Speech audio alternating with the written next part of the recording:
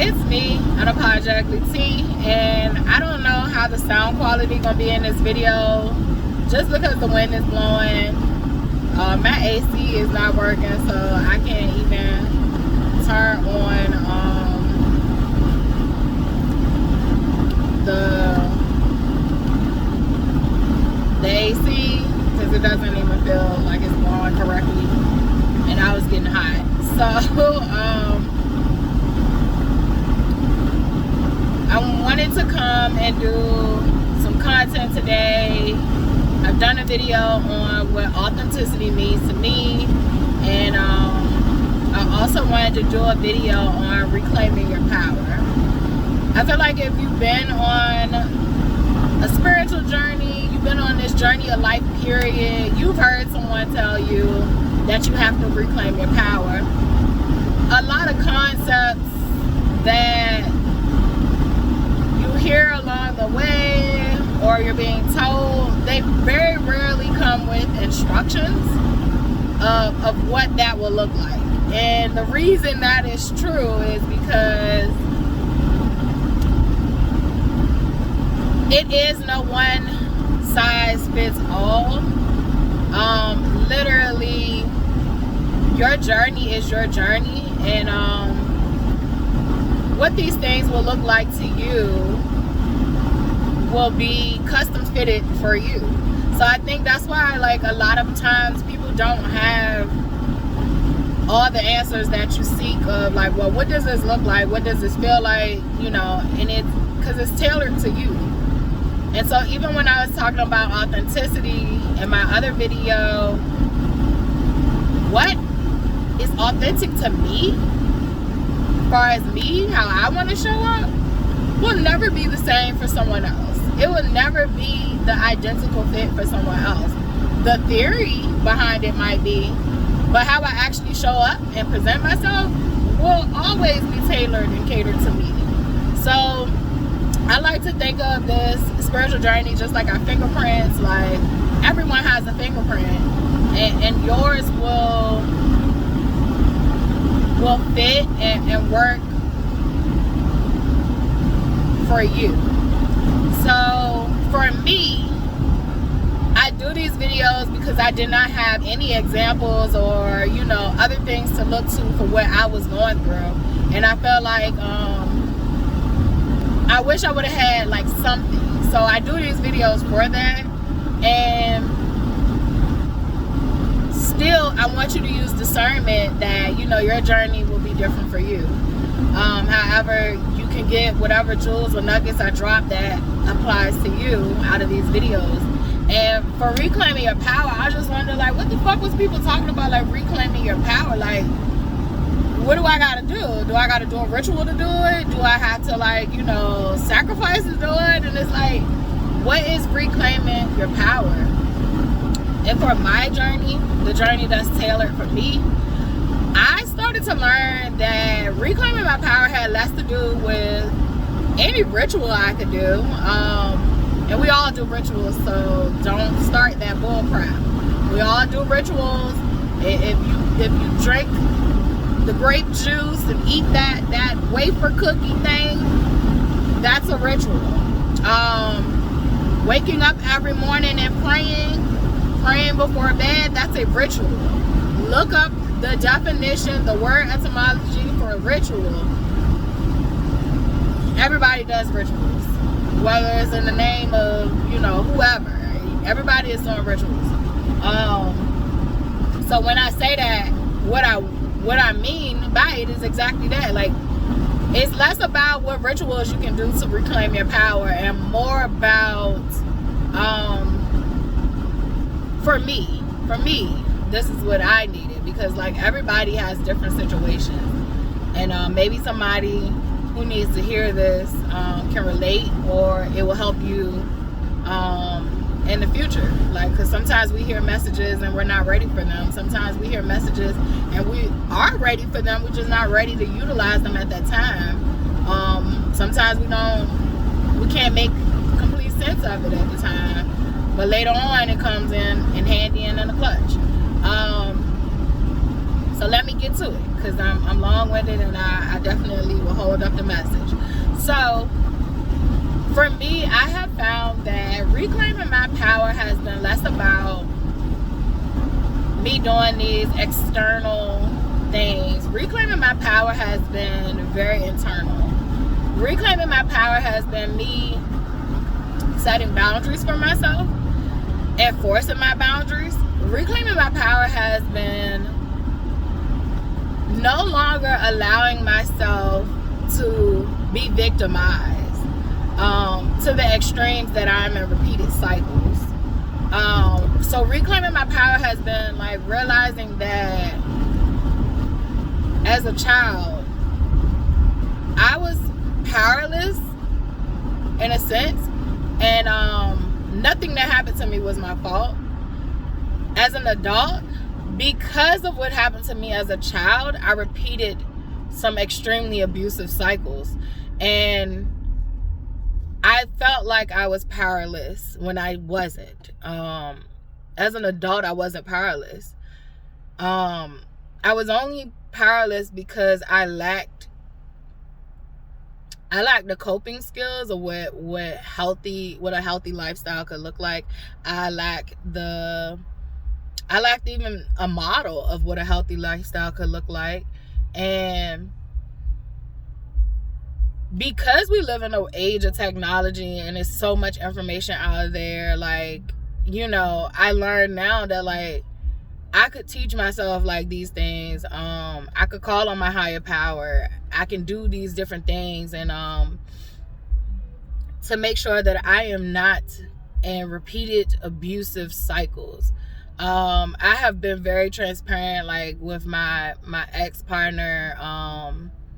You'll hear me call him my ex-husband. You'll hear me call him, you know, I've called him my spiritual partner. Like with my ex-partner, like I definitely have made it clear that like he never held a gun to my head and said like, you have to stay here.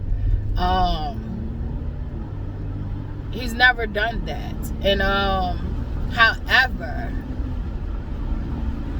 because I felt powerless, it felt sometimes as if I was being held there by gunpoint. And I think reclaiming your power is realizing that you control your own narrative.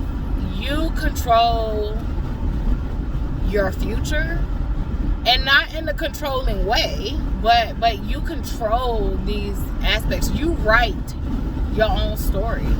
You decide whether you decide not to act or you making active decision.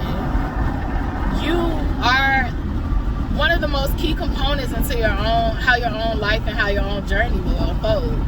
And that's, to me, has been reclaiming my power. Like, I get to choose what type of people I want to be around. And guilt and manipulation used to have me dealing with some of the craziest situations because I didn't want to hurt someone else's feeling, but they were hurting mine. I didn't want to disrespect nobody, but they were disrespecting me. And reclaiming my power has been realizing that there will be times where you're going to hurt someone else's feelings. And it will be to protect your own peace. And I don't mean that by being belligerent. I mean by literally telling people like, that's something I can't tolerate. Their feelings will get hurt. They will become offended. And you have to be okay with that. And that's been me reclaiming my power. Self-love has been me reclaiming my power. To love myself literally is helping me to see that I'm not going to tolerate unhealthy love. I call it faux love because I feel like people masquerade, you know, that it is love, but it's not. So I call it faux love. Like, I call those friendships that we call friendships, but them friends not being real friends, I call those faux friends. It's not real. So it doesn't mean they won't be a real friend to someone else, but they're just not a real friend to you. It doesn't mean that they won't have real love with someone else, but it just means that the love that they're giving you is not real. And for me, self-love has been key. when I began to love myself, and I love myself in so many different ways, and I have to be intentional about it, and I'm not gonna hold you. The last couple of days, I haven't been, deeping within my intentions, doing my like internal gratitudes, because I used to was doing internal and external gratitudes. So what am I thankful for externally, and then what am I thankful for internally? And that was one of the big key ones that used to like let me see myself within and love on myself and give myself praise and give myself those positive affirmations. I got to get back to it, but that's just one form of me loving myself, just taking time out of the day to praise myself and appreciate and acknowledge my beauty within. But self-love has also been honoring how I feel about certain people. I don't care anymore whether I can prove what I'm feeling about you. I don't have to fuck around and find out in every situation about a person. And I used to do that, like, oh well, I didn't honor what I was thinking and feeling about the compatibility of a person with me. And that's another thing. Allowing myself to realize that just because a person isn't compatible with me doesn't make them a bad person. They're just not compatible with me. And honoring that. Like, my body, my mind, my consciousness tells me. It lets me know whether a person is right or wrong for me. It'll let me know whether I need to keep an eye on a person, because maybe we're unsure. Like, but when it tells me that you're not, I have to learn to honor that. And if I miss out on something, then it wasn't meant for me. So self-love has been letting go. Self-love has been letting go, and reclaiming my power has been letting go. Knowing that I am not missing out on nothing. I'm not missing an opportunity. I'm not missing out on a person. Just letting go. Just letting go. And your body will tell you whether it's a person that you need to let go of, or a person you need a break from, or a person that, is meant to stay. Like, your body, your mind, your conscience, all that stuff, your soul, your spirit, it all works together once you become in alignment. So, I don't know, like, reclaiming my power, I do know. Reclaiming my power has just been me simply honoring myself. Me honoring myself. Like, there is no magic wand. There is no, it's magical. It is so powerful. It's magical. It's exhilarating. You feel it. You feel the alignment, the shifts, all that you do. But there is literally no magic wand to it. It is a painful process if you're used to holding on to people, holding on to unhealthy habits, all that stuff. It is a painful process, but once you keep working through it, like, the stuff that used to, like, keep you trapped in those cycles, making you think that was okay, literally becomes ick and disgusting to you. Like, it becomes ick to you. So, reclaiming my power has been, I think that's why people don't really talk about it, because it's hard to explain. It's nothing that someone can necessarily, show you, because it's different for everybody. It's wherever you're relinquishing your power at. For me, I was relinquishing my power when it came to love. Loving myself and giving people unconditional love that didn't deserve it. I do believe that unconditional love is a thing. Unconditional love can be done healthy if you're doing it with a healthy person. However, I do think love should have some conditions. I think that's what makes love functional. So it all depends on how you look at unconditional love, because some people look at unconditional love as like, it doesn't matter what the fuck we do to each other, like, we're gonna love each other regardless. I had that, I gave that. I had that and I gave that. And it was the most toxic shit ever. But if you're looking at it from that standpoint, then no, I don't agree with unconditional love. But if you're looking at unconditional love, it's like we're going to have these growing pains and we're going to be respectful to each other and we're going to love each other through our growing pains and all those things. I think I can get down with that unconditional love. I can get down with that unconditional love. I can get down with anything that has some boundaries and some guidelines and some, you know, how we going to maintain respect in our love. But I can get down with unconditional love that is going to be respectful.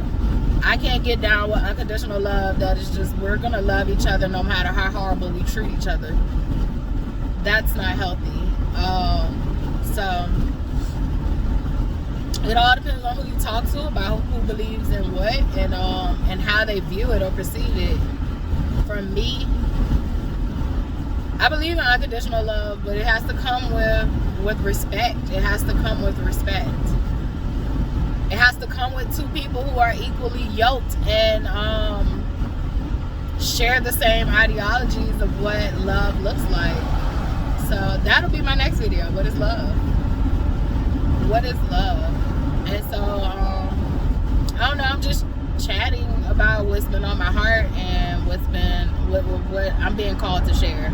So I'm gonna stop this video and go to my next.